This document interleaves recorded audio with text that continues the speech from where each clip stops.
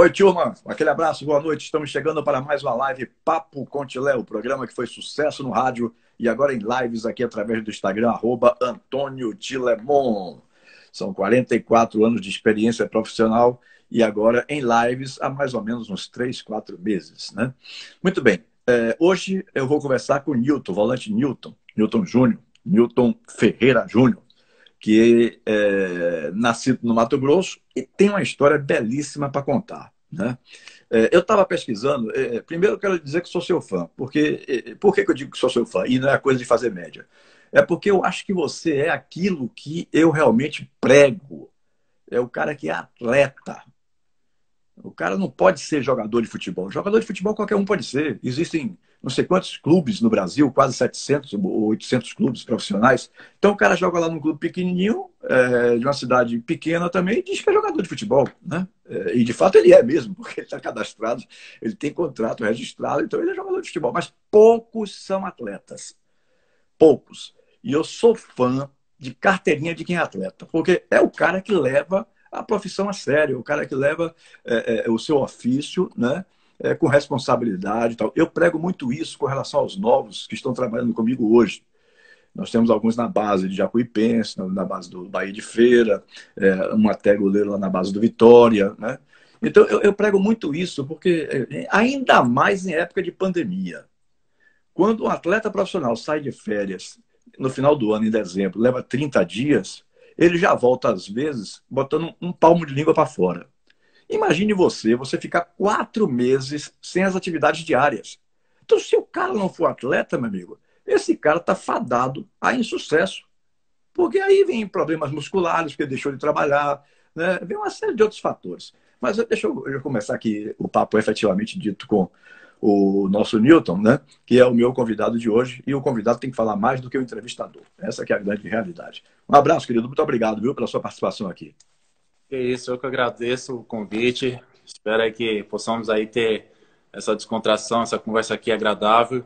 E depois desses elogios todos aí que, né, acabou fazendo sobre a minha pessoa, poxa, eu que agradeço aí pela essa forma carinhosa, né, de estar colocando aí essa forma profissional que eu acabo lidando mesmo, né? Até porque, como eu digo hoje, você não basta ser só um jogador, você tem que ser um atleta mesmo, você tem que preservar a tua parte física, acho que a imagem do atleta também, você o jogador é que condiz isso, né? Então, se o cara é aquele cara que se cuida, o cara que se preserva, o cara vai evitar ter lesões, vai ter uma longevidade na base da parte física. Então, acho que tem que ser dessa forma. E eu não sou diferente, eu sou um cara que cuido muito, gosto de treinar bastante, até porque a gente sabe que a intensidade que o futebol hoje, né, nos proporciona tem que estar muito bem, não tenha dúvida, até pelo o curto tempo, né, de descanso de uma partida para outra.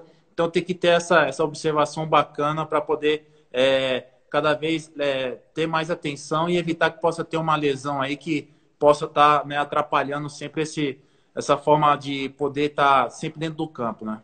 Uhum.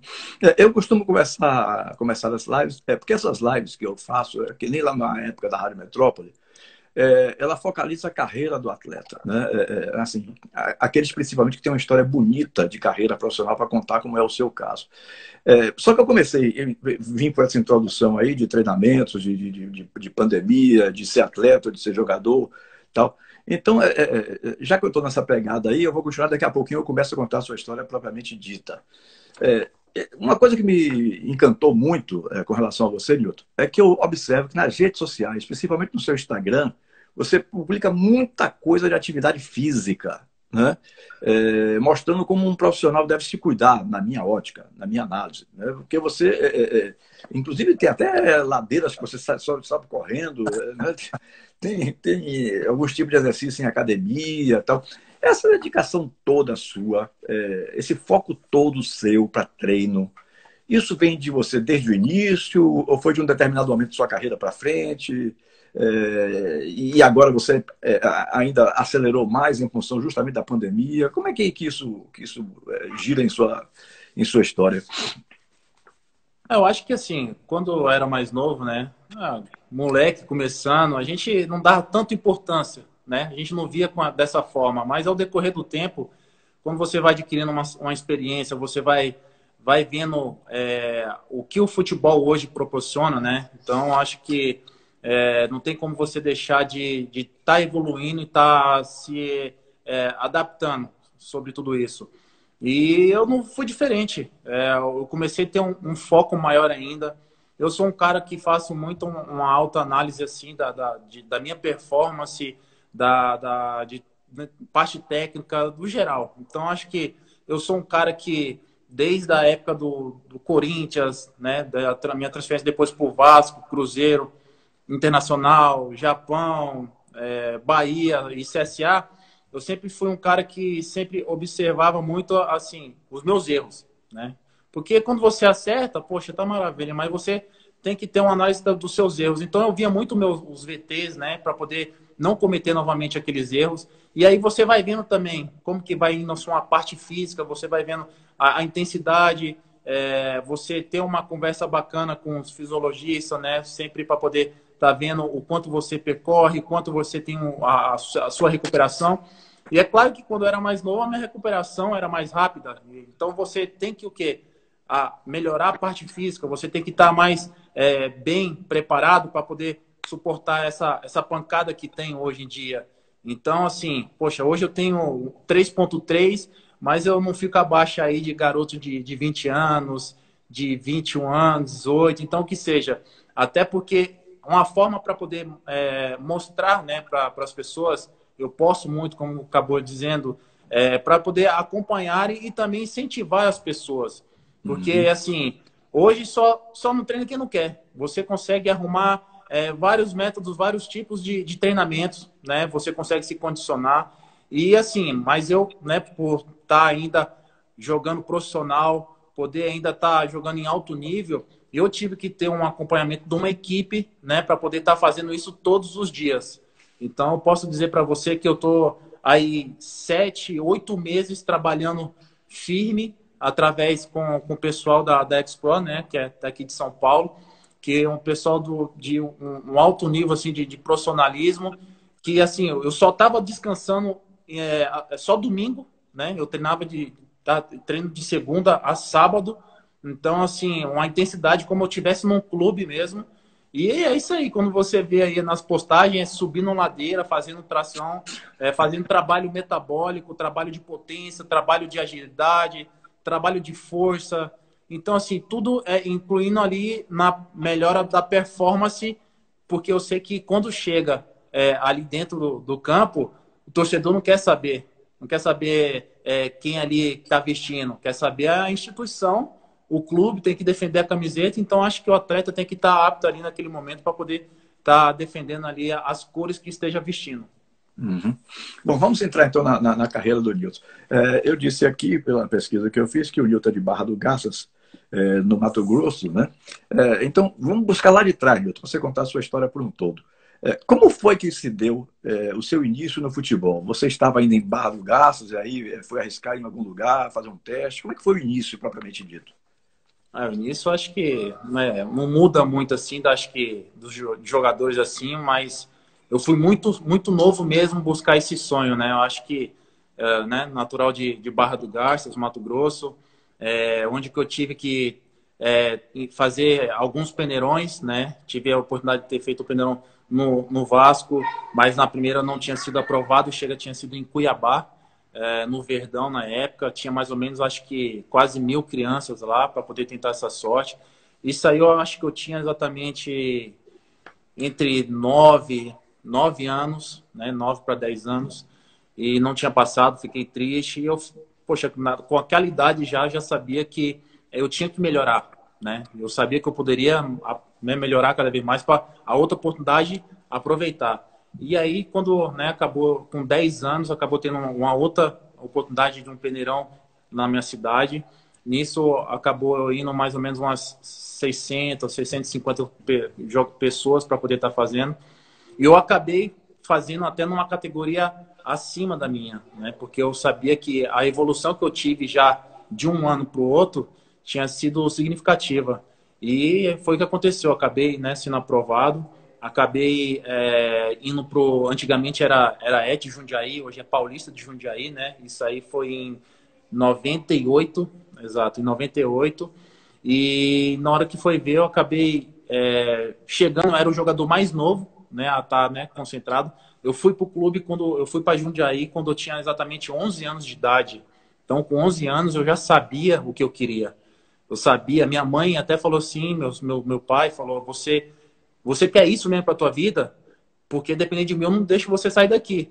Então eu falei, não, eu sei que eu quero dar uma vida melhor para vocês, eu quero ser um jogador profissional, eu quero realizar um sonho, vestir uma camiseta da seleção brasileira, eu quero ser famoso e fazer o dom que Deus me deu, que é poder jogar futebol. Cara, eu com 11 anos poder dar uma resposta dessa, isso aí já convenceu os dois, né? Então eu acabei vindo, minha mãe me trouxe para Jundiaí, ficou somente uma semana, né? Isso aí eu acabei depois, eu ficava o ano todo, acabei passando o ano todo, só voltando em dezembro, e acabei ficando 98, 99. E na época eu era atacante, aquele atacante assim, um 9 mesmo, de área.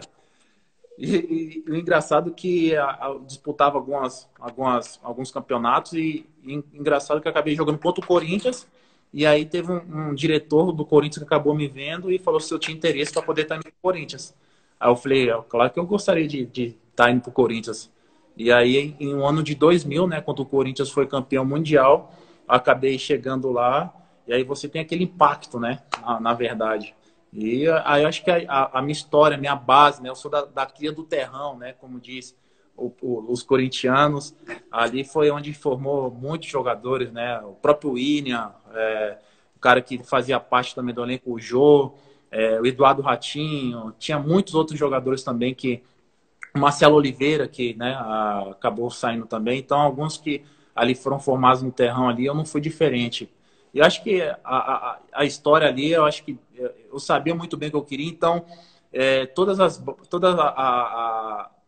desde o infantil, juvenil, juniores e profissional B, eu sempre me destacava, porque eu sempre me entregava o máximo. E é onde que eu consegui ter uma oportunidade muito rápida no profissional, que foi em 2004, quando tinha chegou o Tite, na época lá, e aí, de repente, foi onde comecei a ter mais ali com o elenco profissional. E realmente, quando eu fiquei no profissional, assim, me fixei, foi em 2005, foi quando tinha sido campeão brasileiro, né? Foi meu primeiro título. E já sendo campeão com brasileiro, de uma forma assim, com o Corinthians, a camisa, a história, aquilo ali para mim tinha sido maravilhoso. E eu falei, poxa, isso aqui é o começo de muitos títulos e eu vou deixar meu nome cravado por onde eu for passar. E graças a Deus eu consegui aí por onde eu passei, tá deixando meu nome aí cravado e aí foi a saída dali. Você quer que eu dê uma pausa para poder mudar ou eu sigo o ritmo aí falando? Eu vou lhe perguntando aqui, a gente segue, para contar a carreira por um todo.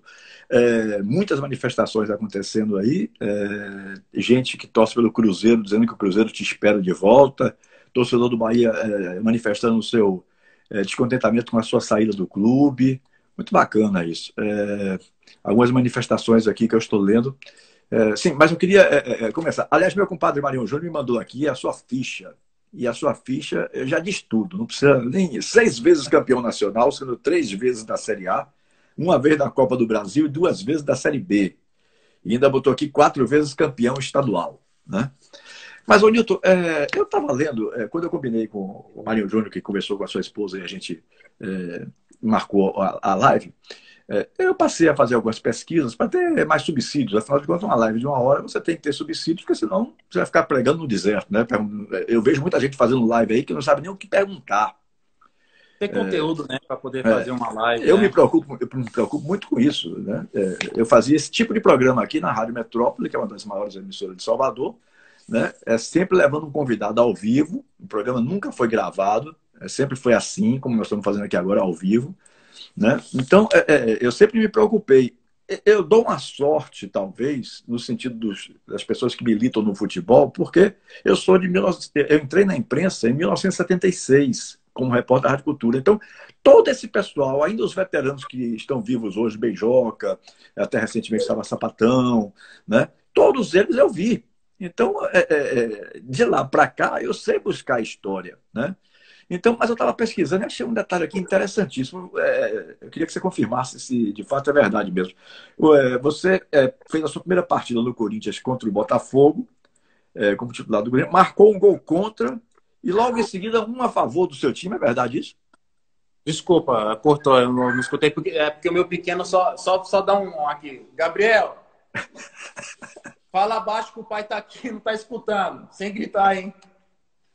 Você tem quantos filhos, Nilton? Eu tenho aqui, tem a Giovana e o Gabriel aqui, uma de 9 e o garoto de 5 lá em cima, botando um terror. A menina eu não vi foto, mas o menino é um menino muito bonitinho, todo cabelo todo grandão, né?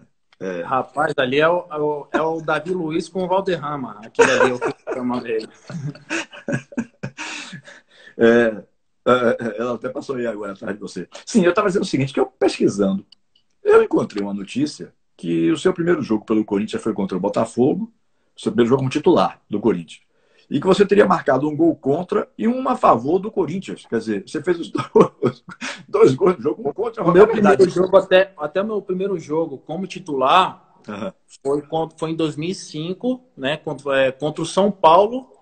Foi aquele jogo que teve que ser remarcado, né, pela aquela polêmica que resultados combinados, né? Então acabou tendo Lembro. remarcar. Aí foi no Morumbi, onde que eu acabei, né, jogando ali a minha primeira partida contra o São Paulo, pegando o São Paulo voando, que tinha Danilo, tinha Amoroso no ataque, tinha Gustavo, o Gustavo Nery já estava no Corinthians já.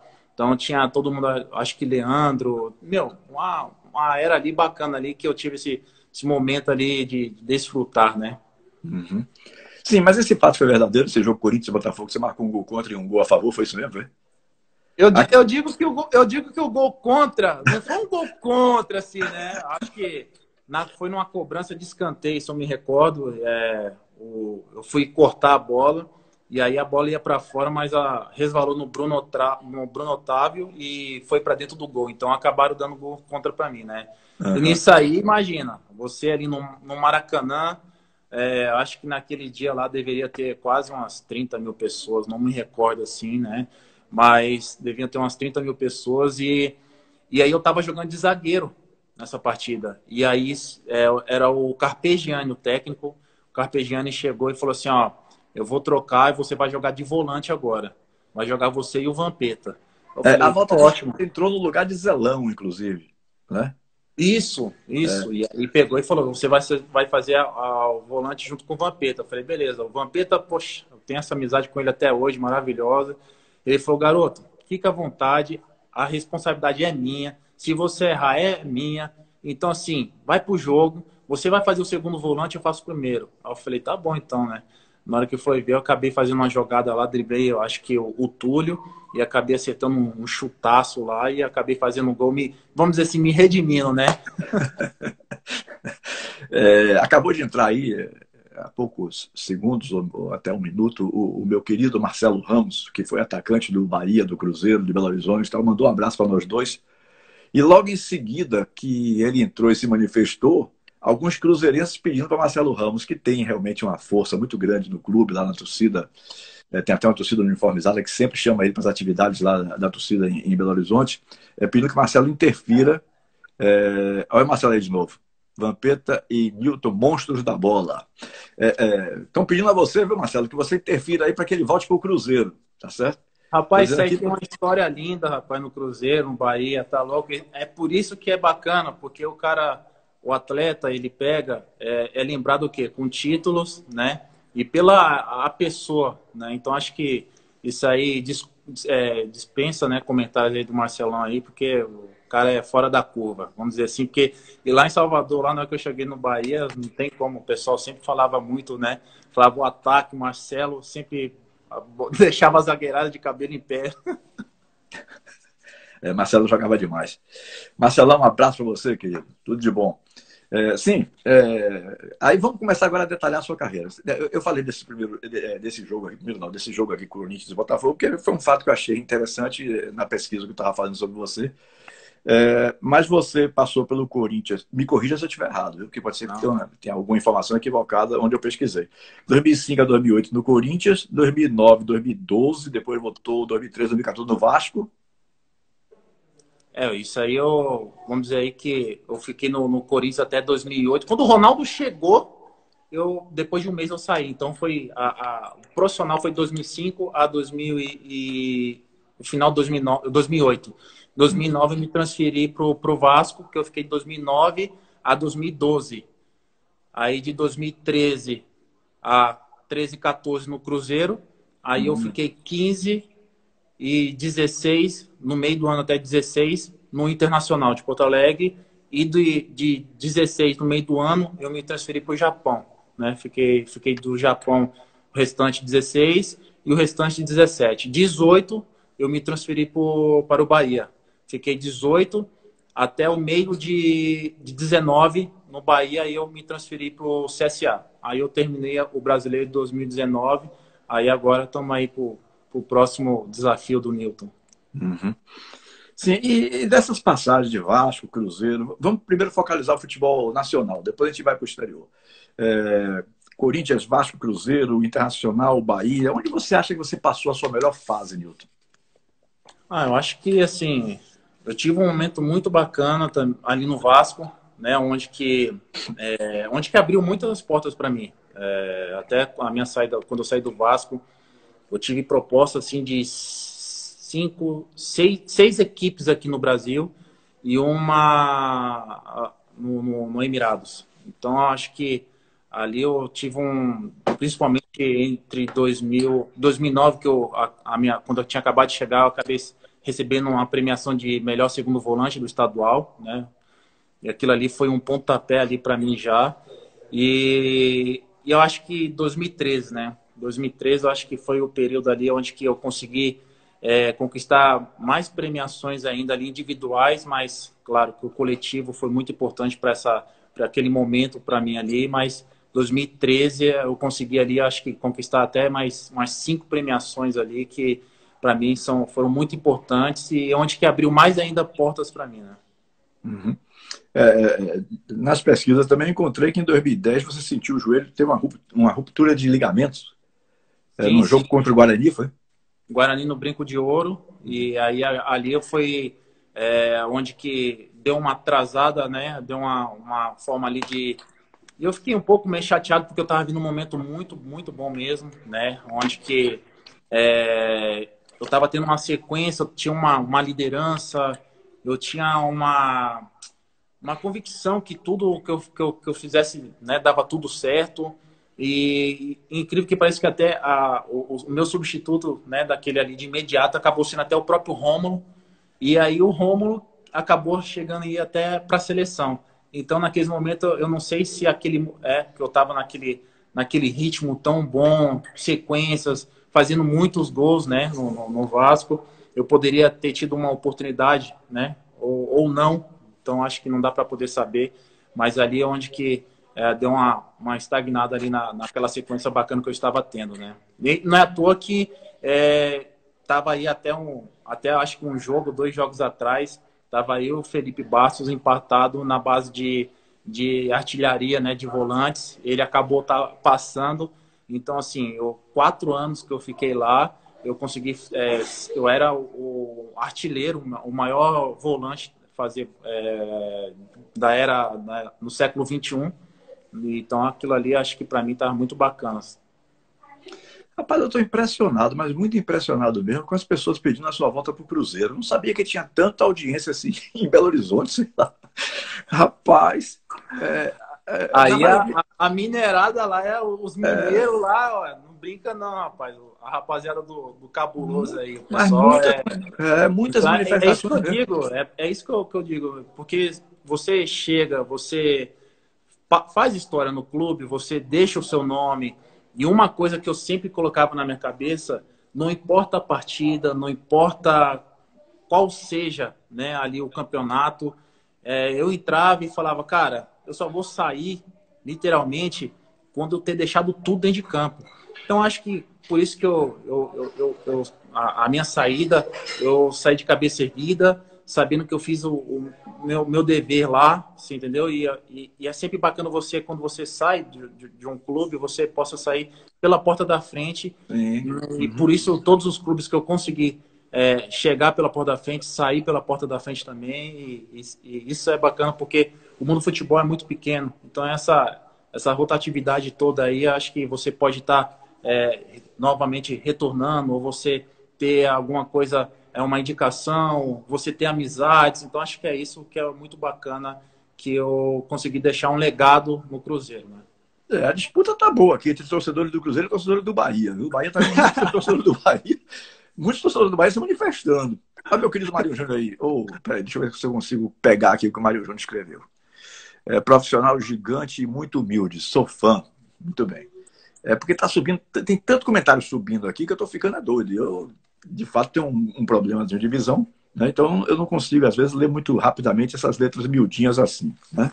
Mas as manifestações têm sido intensas mesmo, intensas, de torcedores do Bahia e do Cruzeiro.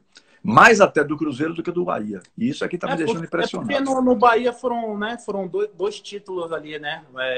Nacionais ali, e acabei conquistando um estadual.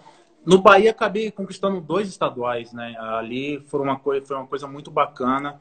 E foi um momento, assim, eu acho que eu acabei mostrando mais ainda, assim, o meu vigor físico, o meu futebol. Acho que no período que houve ali até a Sul-Americana, né? Que a gente acabou fazendo uma campanha, poxa, brilhante, bacana.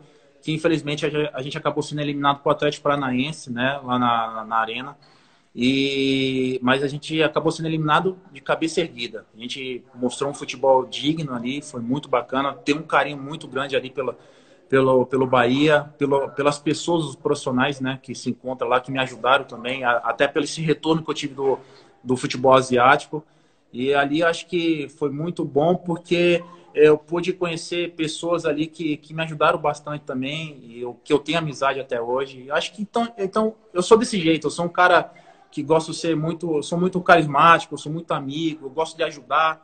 Eu gosto, quando eu vejo que está errado ali, eu gosto de tentar ajudar ao máximo, porque acho que quando você pode, né, estender tua mão ali para o seu companheiro, para um grupo, né, que às vezes a gente une ali o nosso pensamento em buscar coisas, almejar coisas grandes, tem que ser dessa forma. E eu tenho essa coisa minha mesmo, essa liderança, essa coisa de falar muito, de querer abordar, saber se está tudo bem ou não, porque as pessoas não querem saber se o atleta está bem, né? Não quer saber se na casa dele está legal, só quer saber que está ali dentro do clube, está ali treinando e pronto, e acabou. Então, às vezes, eu tinha essa forma bacana de reunir o pessoal para a gente poder estar sempre interagindo cada vez mais, né? Uhum. Sim. Agora, então, cabe uma pergunta aqui.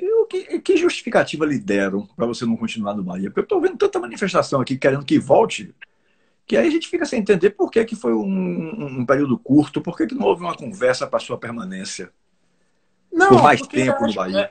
Eu digo que, assim, eu sou movido muito a projetos, objetivos. Eu gosto de alcançar muitas coisas nesse sentido. E eu coloquei, assim, para mim mesmo que se eu conseguir deixar o meu nome gravado não importa a quantidade de clubes, né, mas o maior número de clubes que eu consiga, deixar ali, poxa, era um momento assim que, claro que eu queria, né, ter mais, vamos dizer assim, queria ter mais sequência de jogos no Bahia, queria poder apresentar melhor ainda meu futebol. E chegou um momento que eu falei assim, poxa, eu acho que eu posso agregar um pouco mais ali para essa equipe. Uma equipe que o CSA chegou para poder tentar buscar isso de mim. Porque meu primo, né, que é o Edinho, jogou no Fluminense, Palmeiras, né, então campeão mundial pelo Internacional. Ele teve uma passagem pelo CSA, então o pessoal sempre comentava, poxa, você é o primo dele, a gente tem uma maior admiração por ele, a gente vê o empenho, vê o profissional que ele é. Então, acho que ali foi um começo de uma conversa, né? Mas ali eu até... Foi uma coisa assim de buscar, né? De tentar mostrar cada vez mais meu futebol, porque o jogador quer cada vez estar ali dentro de campo, quer jogar. E eu não sou diferente, eu sou fominha, eu quero ajudar o máximo possível. Então, quando eu vi que que eu não estava tendo tantas, né, oportunidades como eu achava que eu poderia ter, eu acabei buscando, né, ares novos e vendo que a equipe que poderia estar acreditando naquele momento e foi onde que eu acabei tendo essa transferência pro CSA. Então, assim, me arrependo? Não arrependo porque tudo tem um propósito. Eu falo que Sim. Deus tem tudo um propósito na minha vida e eu acho que eu busquei, eu tentei e, assim, infelizmente, né, não permanecemos na Série A, mas ali o que eu pude estar acrescentando, agregando para o grupo, para o clube, eu tentei. Então, acho que eu vou estar sempre me doando no máximo, sempre dentro de campo ou fora de campo, né? Uhum. Estão pedindo até para eu convocar o presidente do Cruzeiro na live, imagine. Rapaz, que legal, viu? Eu fico feliz quando eu vejo que os meus entrevistados têm assim, uma imagem muito positiva, porque o que eu procuro fazer é exatamente isso, trazer pessoas que tenham uma história legal para contar, né?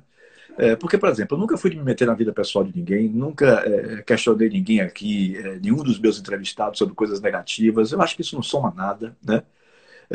E até porque você não pode fazer um convidado passar pelo dissabor de perguntas que ele não merece, porque afinal de contas está se dispondo a ficar um tempo disponível para a gente, né? Permitam aí a redundância, né? A pessoa está sendo educada, está sendo participando.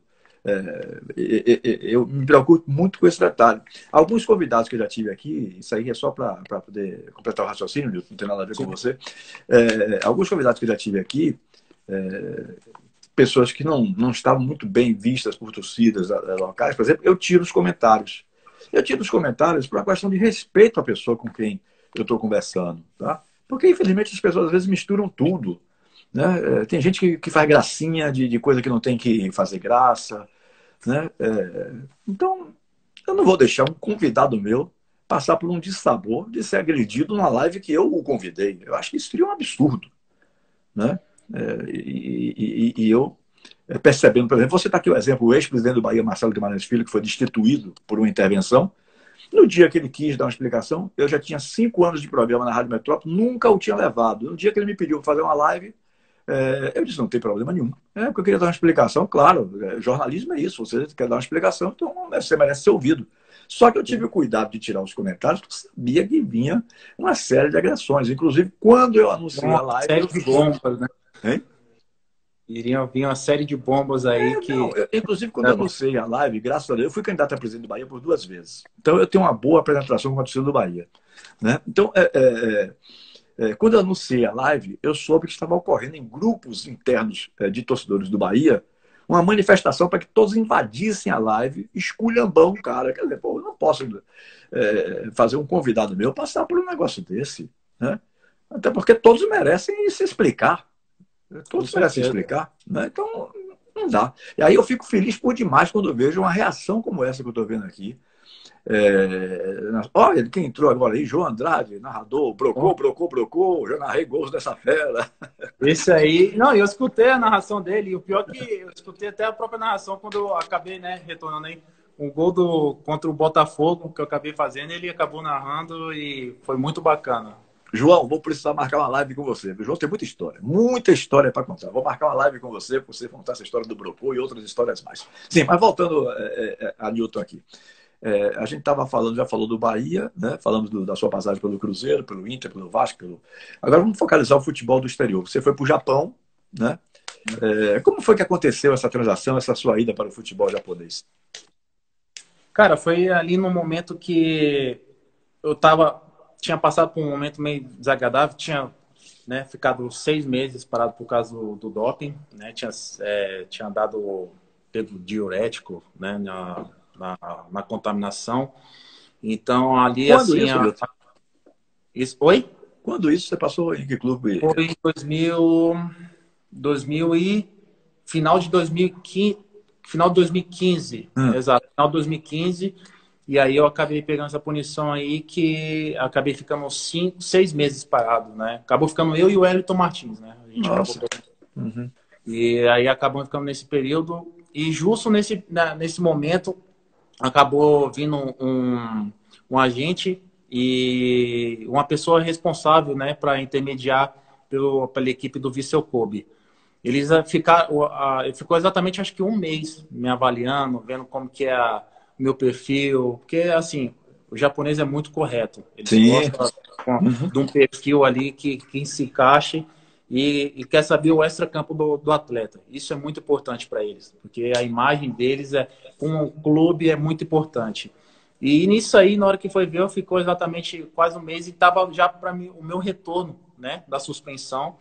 E aí eu, né, vai fechar, não vai, vai. Ele observava e acompanhar os treinos. E na hora que foi ver, o meu retorno foi o jogo contra o São Paulo, no Morumbi. E era o Argel, o técnico. E nisso aí eu comecei no banco, né? Na época era o Anselmo, que tinha sido transferido, o Internacional tinha comprado ele do Joinville, acabou saindo com ele. E na hora que foi ver, acabou o primeiro tempo, o Argel falou, não quero saber, vamos, vai entrar. Eu, né? Ele confiava muito em mim, aliás, ele confia muito em mim. Eu ajudei muito ele também, não só no Inter, mas no próprio CSA. E nisso aí eu falei, então vamos embora, vamos para esse desafio. Só sei que o segundo tempo eu fiz ali, cara, eu arrebentei depois de um período sem jogar. E aí a dúvida que tinha, eu acabei tirando ali para qualquer um ali. E aí o AG, na hora que acabou, né, veio o Miyagawa, não esqueço o nome dele, o Miyagawa, o cara que veio intermediar, e falou, ó, a Não gente é Inagawa, vai... não?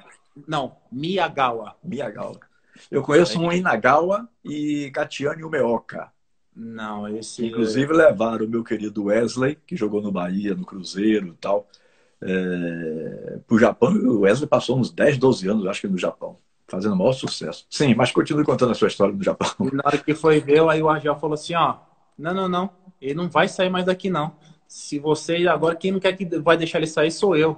Pode parar que não vai ter multa rescisória, esse homem aqui vai ficar, não sei o quê. Eu falei, Argel, pelo amor de Deus, eu tenho uma oportunidade que é bom para mim, é bom para o Internacional, né? Então, é bom para todos. E é uma experiência, é uma coisa que eu sempre sonhei em poder jogar fora, né? Não importa para onde seja, mas acabou calhando-se no Japão, que onde eu tinha uma dúvida tremenda para poder conhecer a cultura, né? Saber como que era. E aí, na hora que acabou, né, surgindo isso aí, eu acabei, né, eu falei, poxa, vai ser bom para mim, pro Inter, então vamos embora.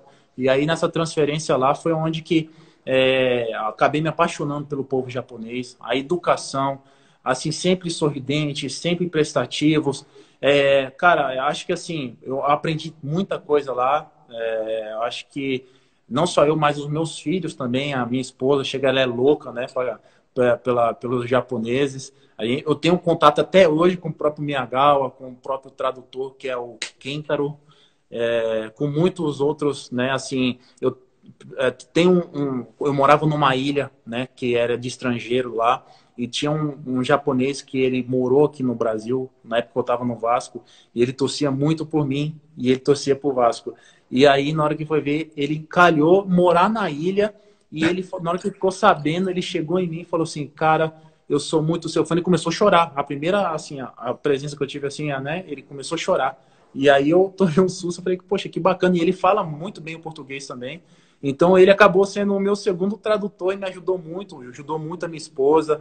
E assim, ele é um cara que eu tenho contato até hoje, ele responde, eu falo com ele. Então, assim, para você ver que e quando às vezes eu posto algo referente ao Vissel Kobe, referente ao povo japonês, muitos acabam respondendo para mim. Então, acho que o Newton, não importa aonde que seja, eu consegui deixar uma boa impressão, né?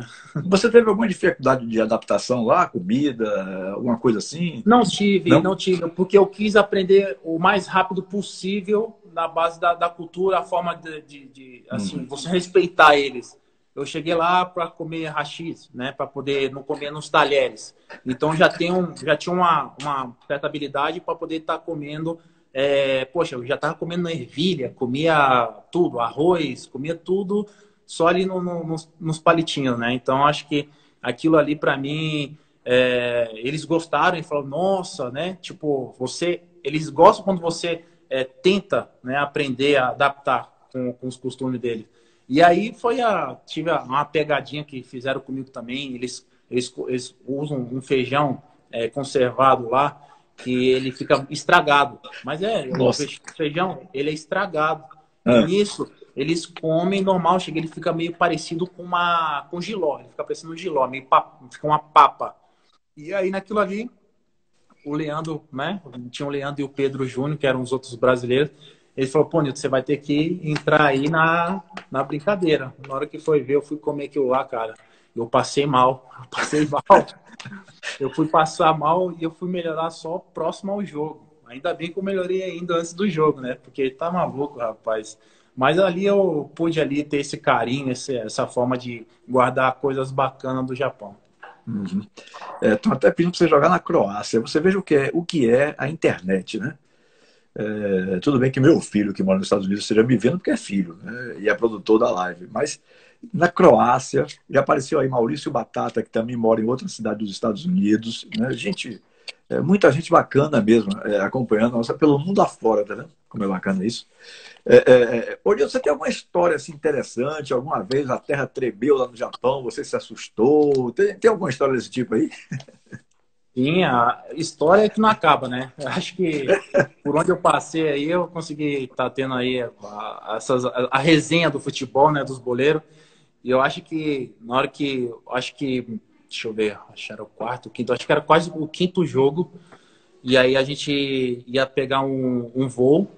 Na hora que foi ver, a gente estava na esteira, né, subindo pro segundo andar. Meu Deus. De repente o meu telefone, que eu tinha adquirido aqui no Brasil, eu estava usando ele lá, e na hora que foi ver, começou a emitir um som, um alerta, né? Apareceu, estava escrito em japonês, né? Uhum. E um alerta alto. Eu falei, cara, o que é isso? Eu nunca tinha visto esse som no meu telefone. Aí o Leandro, no meu lado, pegou e falou, cara, isso aqui é som que vai dar... É de terremoto. Aí eu falei, é sério? Eles avisam sempre coisa de meia hora, né? Mas naquele momento ali estava muito próximo. Quando faltava, acho que depois de 5, 10 minutos, o terremoto aconteceu. Os caras, assim, eles são de... Não é à toa que tem que tirar o chapéu para eles. Eles estão 1000 anos a luz à nossa frente. E de repente eu senti um negócio meio tremer aqui, assim, e eu olhava assim para a parede, olhava para os lugares assim, e eu vi um pouco meio tremer. E aí, na hora que foi ver, eu, né, liguei para minha esposa, todo preocupado. Eu falei, não atendia. Aí, depois de um tempinho, ela retornou para mim. Aí eu falei, onde você tá, meu? Terremoto! Ela tava no bronzeamento artificial, daquela incubadora lá. E aí, na hora que foi ver, o negócio tremendo. Meu Deus do céu. Ela ali desesperada num quartinho bem pequenininho, ali ela toda desesperada. Eu falei, cara, que loucura. Tipo, terremoto assim. Lá em Tóquio dá praticamente todo dia, né? Nossa. Lá é até um pouco mais forte, mas dá todo dia. Então lá, nesse momento, acabou dando essa tremida lá em Kobe, que ali já pegou, já maluco, né? E contando que tem até... não é tsunami, senhor. Quando tem um vendaval muito forte, quando tinha tornado, dava o alerta para tornado. Na hora que foi ver, cara, eu tinha um tapete e tinha 2 cadeiras que eu tinha deixado na sacada. Eu morava no 8º andar. Na hora que foi ver, emitiu o alerta de tornado. E eu esqueci esse tapete, essas 2 cadeiras lá de fora da sacada.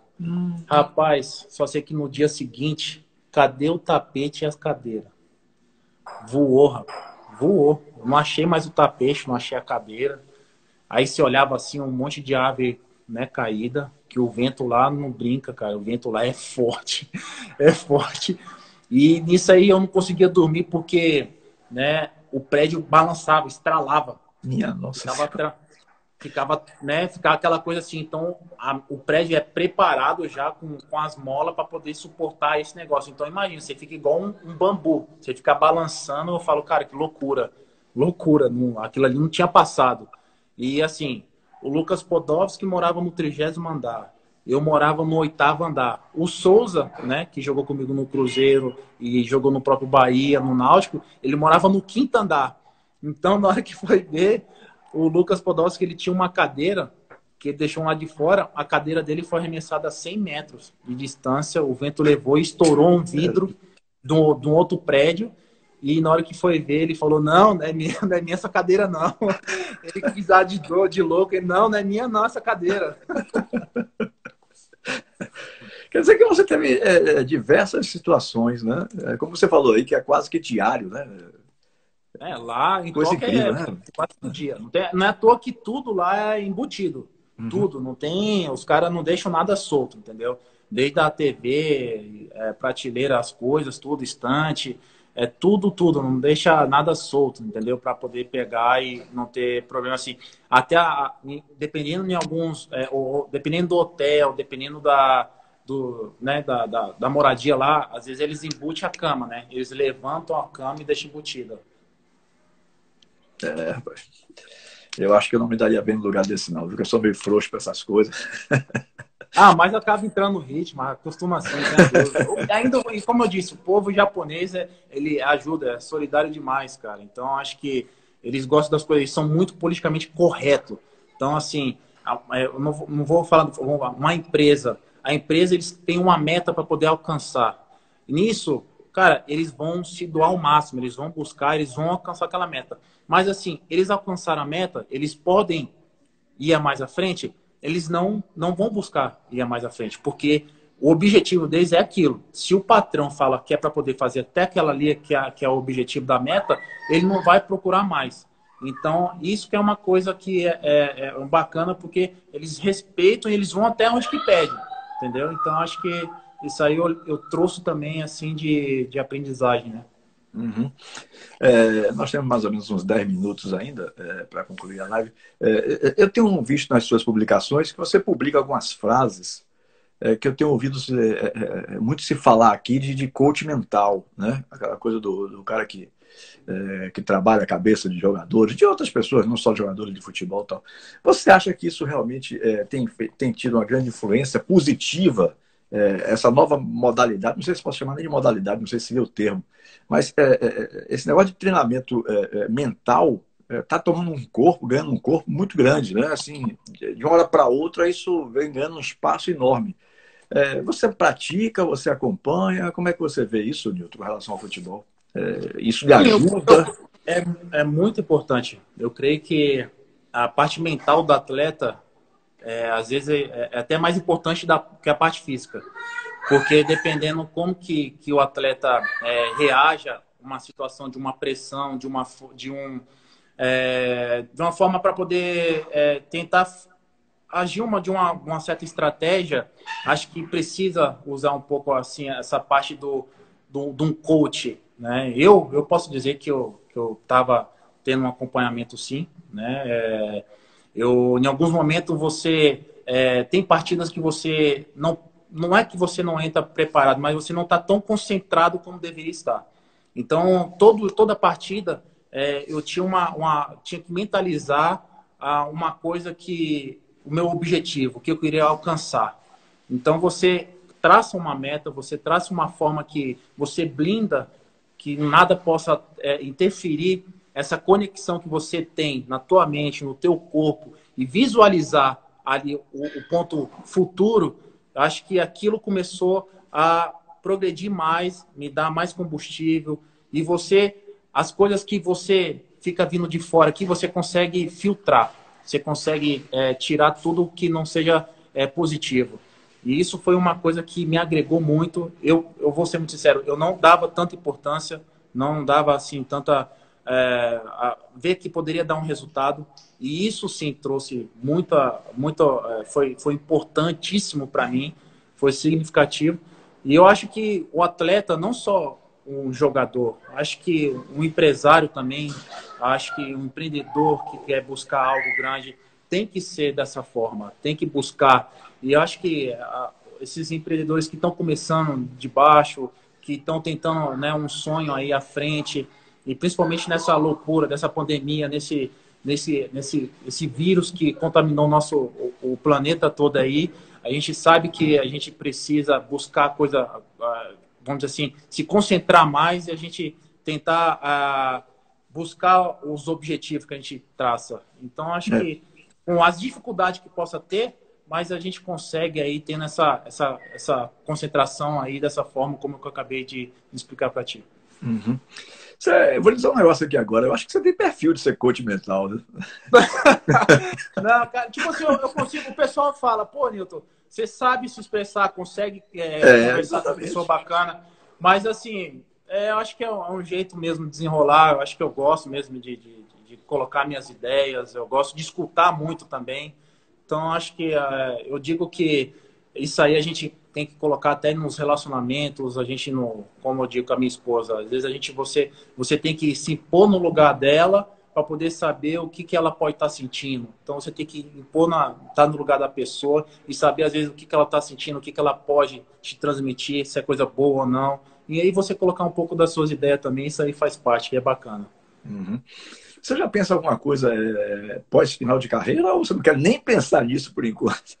Ô, cara, eu vou falar para você que ainda, vamos aí, Newton, ainda tem muita lenha para queimar. Eu espero que eu possa mostrar cada vez mais, acho que dentro de campo, como por todas as equipes que eu pude passar. E eu acho que vai ser bacana aí nesse retorno para qual clube que eu vou estar defendendo as cores, que eu, com essa forma de treinos, com essa transformação e com essa obediência que eu acabei adquirindo cada vez mais, eu possa estar ajudando, agregando ainda mais aos companheiros, ao time, e é claro também a parte do Newton ali, da pessoa, da imagem, atribuir isso aí às pessoas que possam estar, né, querendo acompanhar e seguir ali essa linha de raciocínio, de treinos, que é muito bacana, porque o que eu recebo de mensagens, poxa, eu vou falar para você, não é brincadeira, de agradecendo que eu estou sendo um incentivo imenso, poxa, acabou virando meu fã, e assim, muitos também até de rivais, né, que eu acabei jogando assim, falar, cara, eu não gostava de você, porque você pegou, você fez gol, você ganhou do meu time, mas eu conhecendo agora, vendo você, o seu dia a dia, você com a família, dá para ver que você é uma pessoa maravilhosa, aí virou seu fã, então, tipo, é muito bacana você ver essas histórias, né? Então, isso para mim é gratificante. É isso que é o que importa para mim. E até porque vocês passam uma imagem muito bacana de família mesmo. Eu vejo você e sua esposa publicando fotos juntas, até foto sensual, assim, mais. Então, e isso realmente, né, passa uma imagem muito positiva, né? Passa uma imagem muito positiva. Vocês sabem aproveitar as redes sociais. Uma vez o meu querido Lucas Fonseca me disse, zagueiro do Bahia, me disse que ele não tem página, não tem nada. Ele não gosta de redes sociais, ele não tem Instagram. Não gosta. Ele não gosta. Eu sei disso. Eu falava para ele, eu falava, cara, você tem que ter alguma coisa para poder foi isso que eu disse. Você mostrar um pouco você, mas ele é muito... Ele esteve lá no meu programa e eu dizendo a ele, rapaz, isso o momento é disso. Você precisa passar sua mensagem e tal. Para você ser melhor interpretado, melhor entendido por parte do torcedor, por aqueles que lhe acompanham. Não quero saber disso, não quero ter nada disso. Newton, querido, muito obrigado. Não tem jeito, eu falava para ele que ele é homem das cavernas, porque de tanto que ele pega, ele se prende. Eu falo, cara, você tem que pegar e você tem que entender aí, ver o que acontece, você poder, sei lá, interagir com alguma coisa também. Então, mas isso aí é dele. É uma pessoa fantástica, um zagueiro bacana. Gente boa, gente boa. Pô, ali eu brincava com ele, eu falava, você bate até na própria mãe, cara.